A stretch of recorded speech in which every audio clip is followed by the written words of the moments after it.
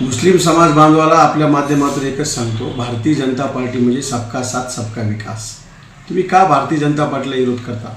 भारतीय जनता पार्टीने कधीच मुस्लिम धर्माला विरोध केला नाही. भारतीय जनता पार्टीचा विरोध कोणाला आहे? जे भारतात राहतात, भारताचं खातात, पण गुणगान पाकिस्तानचं गातात, ती कुठल्याही धर्माचा असू द्या, त्याला विरोध भारतीय जनता पार्टीचा आहे. मला सांगा, केंद्रात आणि राज्य सरकार ज्या विविध योजना आहेत ते सर्व जाती धर्मासाठी आहेत. त्यामुळं सर्वात जास्त लाभ घ्यायला आमचे मुस्लिम बांधव आहेत. पण त्यांनी विरोध कशामुळे करायले? त्यांना एवढं सांगायचं आहे की भारतीय जनता पार्टीशिवाय या देशामध्ये, महाराष्ट्रामध्ये आणि आता परभणी जिल्ह्यामध्ये पर्याय नाही. त्यामुळं तुम्ही यांना त्यांना पुढी करण्यापेक्षा डायरेक्ट भारतीय जनता पार्टीला का मतदान करीत नाही? पण वरिष्ठ पातळीचा विषय आहे. ते आमचे नेते आदरणीय सन्माननीय अमित शाह साहेबांची त्यांनी भेट घेतली आहे. काय संदर्भात घेतली, काय घेतली? आम्ही चर्चा अशी ऐकायलो की जवळपास 7-8 खासदार भारतीय जनता पार्टीमध्ये येण्याच्या तयारीत आहेत.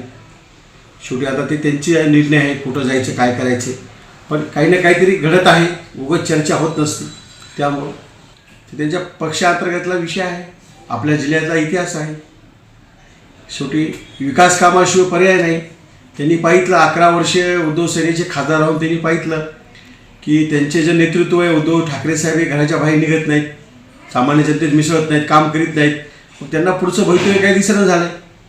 शेवटी त्यांना आम्ही कळालं की आता विकास जर करायचा असेल, काहीतरी करायचं असेल तर भारतीय जनता पार्टी किंवा मित्रपक्षात आल्याशिवाय पर्याय नाही.